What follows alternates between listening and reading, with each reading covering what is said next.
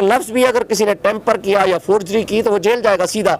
468, 471, 420 का पर्चा होता है। मैंने तो जज साहब कह दिया, मैंने कहा या वो जेल जाएगा या फिर हम जाएंगे, कोई एक काम तो जरूर होगा। उन्होंने कहा वो जाएगा जिसने ये फोर्जरी करेगा या जिसने जुर्म किया है। और इंशाल्लाह ताला आपको कल नजर आएगा कि आप कल सुबह के लिए तलब कर लिया आरोप को, इसके साथ आरोप को भी तलब कर लिया। और जो हमारे 2 और कैंडिडेट्स थे जिनके वो खिलाफ मौजूद थे, उनको भी सुबह, क्योंकि उनकी पिटीशन आज लगी ही नहीं थी, उन्होंने कहा जी हम भी 48 के अंदर कैंडिडेट्स थे, हमें भी सुना जाए, उनके भी सुबह के लिए साथ। देखिए एविडेंस का इशू ही नहीं है। फॉर्म 45 दस्तावेजात की सूरत में मौजूद है, ओरिजिनल मौजूद है और रिटर्निंग अफसर ने लिख के दिया है। हम आगे प्रोसेस ऑफ कंसोलिडेशन जो है हम रोक रहे हैं इन pursuance of the order of the election commission. Election commission का भी स्टे था, आरओ का भी अपनी तरफ से ऑर्डर था कि हम फर्दर प्रोसीड नहीं करेंगे। तो किस तरह उसने कंसोलिडेशन कर ली?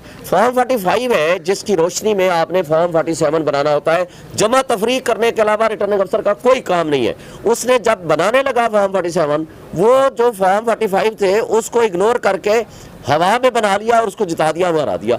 जहां 51,000 वो वोट ले रहा है, हम 1,05,000 वोट ले रहे हैं, 53,000 वोट का फर्क है। उस फर्क को कैसे खत्म कर सकते हैं? देखिए ना, फॉर्म 45 के बेसिस पे फॉर्म 47 बनता है और 48 बनता है। उन्होंने जी नासिर भट्ट साहब, क्या इस चीज के इम्कान मौजूद है कि इन चंद रोज में जो कि 10-12 रोज हो चुके हैं उसमें भी कोई मॉडिफिकेशन हो सकती है? मॉडिफिकेशन तो कुछ भी नहीं हो सकता ना, वो तो फोर्जरी होगी। मॉडिफिकेशन क्या होगी? उसका नाम मॉडिफिकेशन रखें, कुछ रखें, फोर्जरी होगी, फोर्जरी या टेम्परिंग होगी। एक लफ्ज भी अगर किसी ने टेम्पर किया या फोर्जरी की तो वो जेल जाएगा सीधा। 468, 471, 420 का पर्चा होता है। मैंने तो जज साहब कह दिया, मैंने कहा या वो जेल जाएगा या फिर हम जाएंगे, कोई एक काम तो जरूर होगा। उन्होंने कहा वो जाएगा जिसने ये फोर्जरी करेगा या जिसने जुर्म किया है। और इंशाल्लाह ताला आपको कल नजर आएगा कि आप मैं इसमें मजीद जरा अगर बात करूं, मेरा हल्का NA 148 है मुल्तान का, जहां से फॉर्म 47 के मुताबिक साबिक वज़ीर आज़म यूसुफ रज़ा गिलानी साहब को 104 वोटों की लीड दी गई है। बड़ा मज़ेदार किस्सा है, 2 दफ़ा फॉर्म 47 जारी हो चुका है। एक दफ़ा 9 फरवरी को और एक दफ़ा 12 फरवरी को। दोनों के जो total number of valid votes हैं दोनों में मुख्तलिफ हैं और दोनों को अगर आप सारे उम्मीदवारों के वोट्स को काउंट करें तो फिर भी मैथ ठीक नहीं है, टेबुलेशन भी ठीक नहीं है। सो मैंने 19 अपने जो पोलिंग स्टेशंस हैं उनका फॉर्म 45 जो हैं वो इलेक्शन कमीशन के सामने रखे हैं। उनको कहा है हर पोलिंग स्टेशन उन 19 के अंदर जो रिजेक्टेड वोट्स ज़्यादा दिखाए गए हैं उस हर पोलिंग स्टेशन पे मैं जीतता हूँ, 19 दफ़ा जीतता हूँ।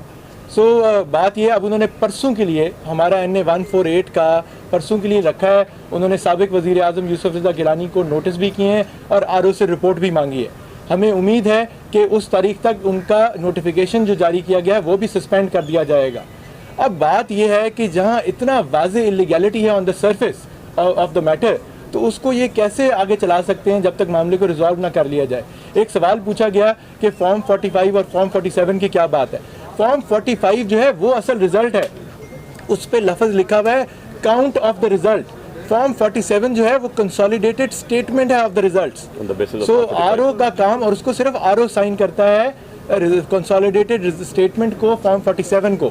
जो फॉर्म 45 है, जिस तरह शोएब शाहीन साहब और अली बुखारी साहब ने बड़ी डिटेल में बताया कि उस पर तो मुतअद्दिद सिग्नेचर मौजूद हैं, हमारे पोलिंग एजेंट्स के भी मौजूद हैं, प्रिजाइडिंग जो ऑफिसर था उस हल्के का, उसका डेप्यूटी था, असिस्टेंट, उनके मौजूद हैं, बहुत सारे सिग्नेचर्स मौजूद हैं।